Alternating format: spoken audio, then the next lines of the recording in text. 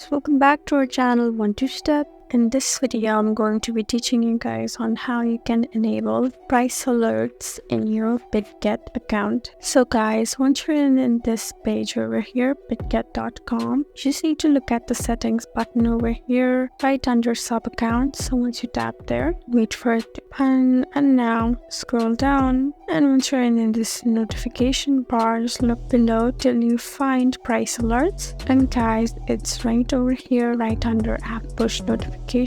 Make sure this is turned on. So once you just tap on this button, you have successfully enabled price alerts. So guys, there you go. That's how you enable price alerts in your Bitget account. I hope this video was helpful for you. If you found this video helpful, please leave us a like and drop us a comment down below.